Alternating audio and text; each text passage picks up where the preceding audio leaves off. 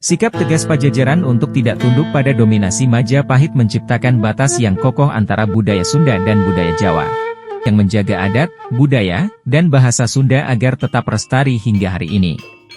Selamat datang di saluran YouTube Smart Hill Camp. Saya harap Anda dalam keadaan baik dan siap untuk menyelami sejarah yang terjadi di masa lalu yang menarik bersama kami. Di sini, kami akan menjelajahi berbagai topik sejarah dan berbagi kisah-kisah sejarah yang luar biasa. Mari kita mulai petualangan ini dan saya harap Anda menikmati setiap momennya.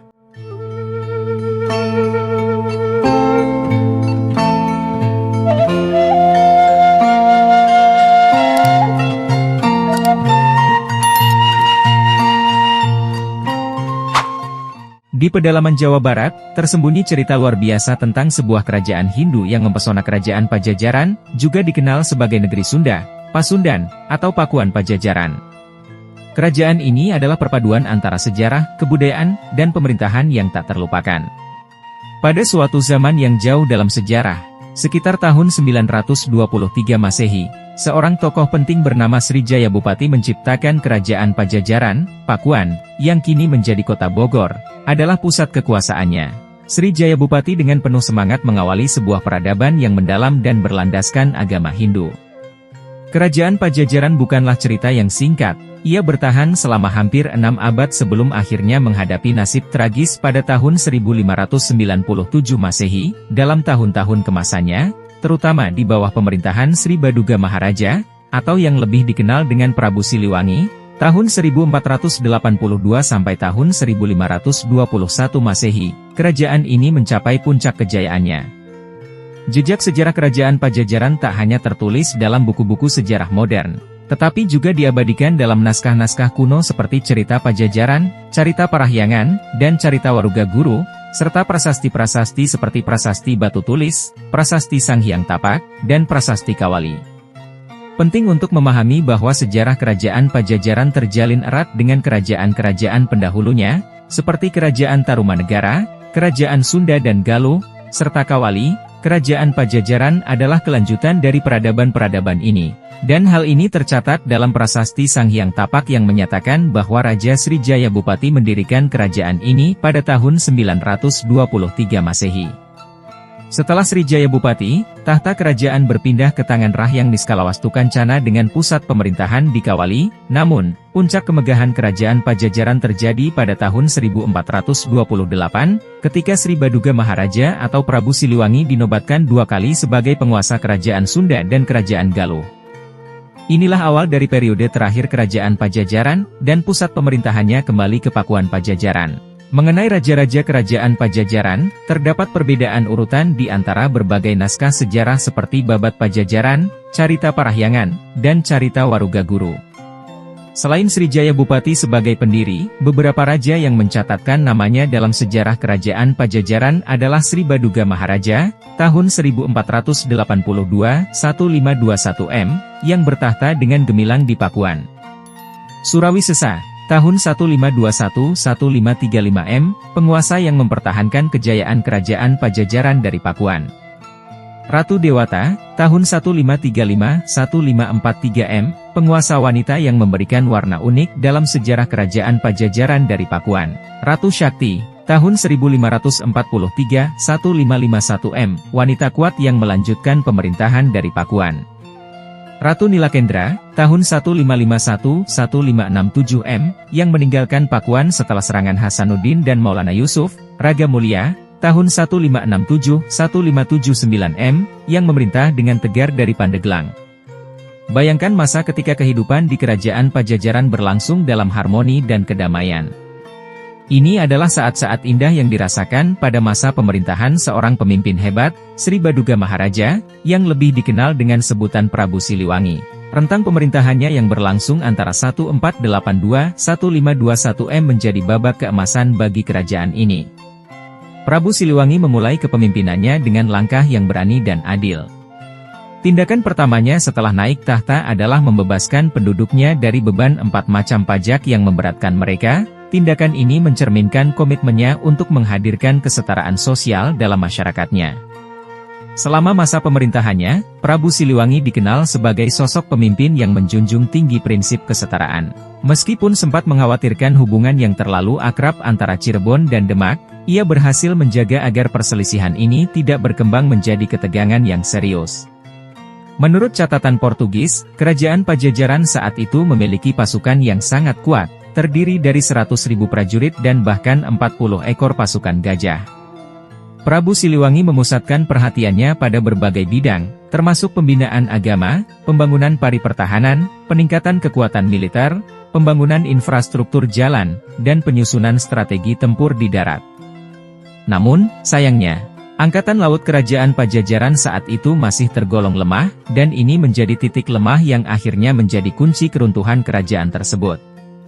Keruntuhan akhirnya datang pada tahun 1579 ketika Kesultanan Banten menyerang Kerajaan Pajajaran. Berakhirnya Pajajaran ditandai dengan peristiwa pembawaan Palangkas Riman Sriwacana, Singkasana Raja, dari Pakuan ke Surasawan di Banten oleh pasukan Maulana Yusuf. Tindakan ini bukan hanya sebuah aksi politik, tetapi juga sebuah simbol bahwa Maulana Yusuf adalah penerusah kekuasaan Pajajaran, karena ia memiliki hubungan keluarga dengan Sri Baduga Maharaja melalui buyut perempuannya yang merupakan putri Sri Baduga Maharaja. Setelah kerajaan Pajajaran runtuh, banyak punggawa istana yang memilih meninggalkan keraton dan menetap di daerah Lebak. Mereka mempertahankan tata cara kehidupan lama yang ketat, dan seiring waktu, mereka dikenal sebagai orang Baduy. Baduy yang masyarakatnya masih menjaga adat istiadat leluhur dan masih eksis hingga hari ini.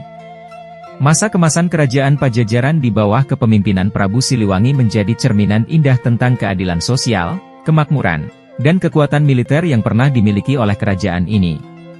Namun, seperti yang terjadi pada banyak kerajaan besar lainnya, keruntuhan akhirnya mengakhiri babak bersejarah dalam peradaban Jawa Barat yang tetap hidup dalam ingatan dan warisan budaya hingga hari ini. Dalam jejak sejarah yang tak terlupakan, Kerajaan Pajajaran memperlihatkan bukti eksistensinya melalui serangkaian prasasti yang memukau. Prasasti-prasasti ini bukan hanya petunjuk tentang masa kejayaan kerajaan, tetapi juga misteri yang tak terpecahkan. Mari kita telusuri beberapa peninggalan berharga ini. 1. Prasasti Cikapundung. Pada tahun 2010, sebuah penemuan menarik mengguncang dunia sejarah. Prasasti Cikapundung diduga berasal dari abad ke-14, membawa tulisan Sunda kuno dan gambar telapak tangan, kaki, dan wajah yang misterius. Isi prasasti ini mungkin menjadi pesan. Semua manusia di dunia ini dapat mengalami suatu apapun, menggugah tanya-tanya tentang maknanya yang dalam. 2. Prasasti Huludaya. Terletak di Kampung Huludaya, prasasti ini menceritakan kebijakan Sri Maharaja Ratu Haji di Pakuansha Sang Ratu Dewata untuk memakmurkan rakyatnya. Ini adalah bukti tangguh tentang perhatian pemerintahan terhadap kesejahteraan rakyat di era itu. 3. Prasasti Pasir Datar. Meskipun kondisinya tidak utuh, prasasti Pasir Datar, yang ditemukan pada tahun 1872 di daerah Pasir Datar, Sukabumi, menjadi salah satu saksi bisu dari masa silam. Sayangnya, isi prasasti ini belum bisa diterjemahkan sepenuhnya, tetapi ia tetap menjadi pusaka bersejarah yang mempesona. 4. Prasasti Perjanjian Sunda Portugis. Pada tahun 1918, sebuah perjanjian antara Portugis dan Kerajaan Pajajaran diwakili oleh Enrique Lema menghasilkan Prasasti Perjanjian Sunda Portugis. Prasasti ini bukan hanya saksi sejarah tetapi juga jejak interaksi antara budaya-budaya yang berbeda. 5. Prasasti Ulubelu. Meskipun ditemukan di Lampung, daerah Ulubelu, prasasti ini menduga termasuk peninggalan Kerajaan Pajajaran abad ke-15 karena menggunakan bahasa Sunda kuno. Ini menghadirkan pertanyaan tentang hubungan dan jejak-jejak jauh yang ditinggalkan oleh kerajaan ini. 6. Prasasti Kebon Kopi II, ditemukan dekat lokasi Prasasti Pasir Datar atau Prasasti Kebon Kopi I. Prasasti ini berasal dari tahun 932 Masehi. Penemuan ini pada abad ke-19 membawa kita ke dalam berbagai peristiwa yang menandai sejarah kerajaan ini.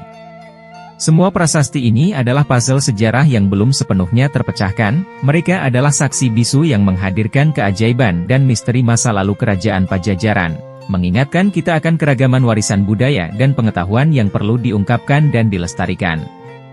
Lantas siapakah sosok Prabu Siliwangi? Dalam kisah sejarah Jawa Barat yang kaya akan warna dan nuansa, tak ada sosok yang lebih menggoda imajinasi daripada Prabu Siliwangi, atau nama sebenarnya, Prabu Dewantaprana Sri Baduga Maharaja, lahir pada tahun 1401 di Kawali, Kamis, Jawa Barat. Prabu Siliwangi adalah salah satu tokoh yang paling dihormati dalam sejarah kerajaan Pajajaran.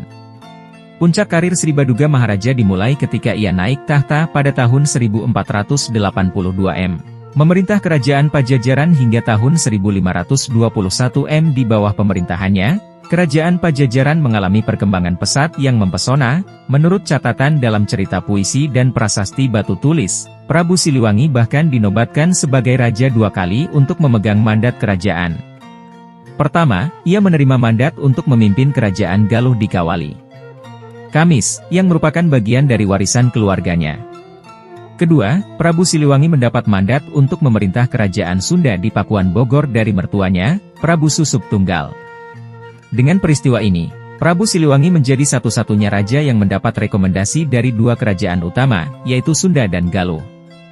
Gelar Prabu Siliwangi sendiri berasal dari 2 kata, Sili, yang berarti pengganti, dan Wangi, yang berarti wangi atau harum. Jadi, nama Prabu Siliwangi bisa diartikan sebagai pengganti Prabu Wangi.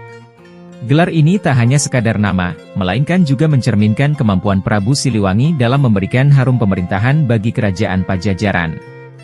Siliwangi adalah lambang seorang raja yang berhasil menjadikan rakyatnya makmur dan sejahtera. Bukti penghargaan terhadapnya terlihat dari adanya sebuah candi yang dibangun untuk menghormatinya di Pura Parahyangan Agung, Jagadkarta, Bogor, Jawa Barat. Namun, nama Prabu Siliwangi tak hanya terkenal dalam catatan sejarah, melainkan juga dalam cerita rakyat Sunda. Dalam berbagai versi cerita tersebut, Prabu Siliwangi digambarkan sebagai seorang penguasa yang bijaksana, berjuang melawan keburukan, dan mengemban tugas mulianya dengan baik. Tentu saja, nama Prabu Siliwangi bukan hanya sekadar sejarah, ia telah menjadi bagian tak terpisahkan dari identitas orang Sunda, merajut kisah legenda yang tetap hidup hingga hari ini. Dalam kehadirannya yang abadi, Prabu Siliwangi mengajarkan kita akan kebesaran sejarah dan warisan budaya yang patut dijaga, sekaligus menjadi inspirasi bagi generasi masa kini dan yang akan datang.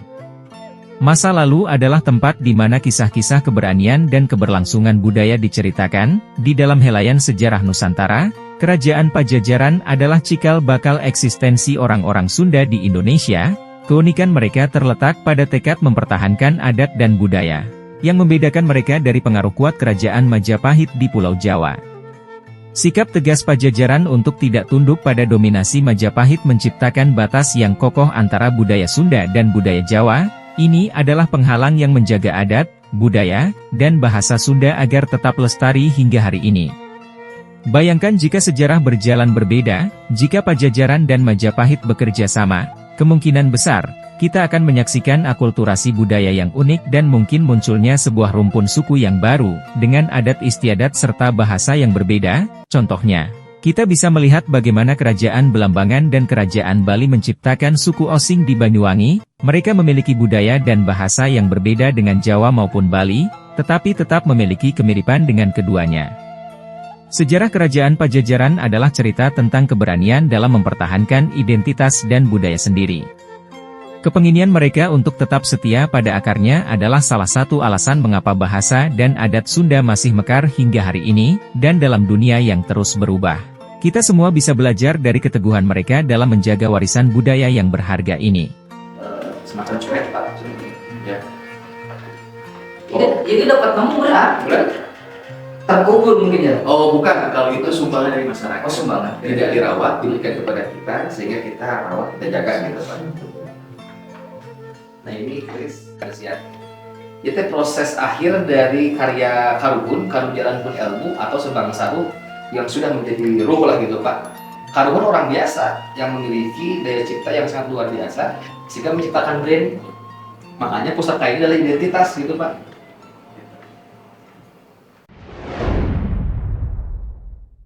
Smart Deal Camp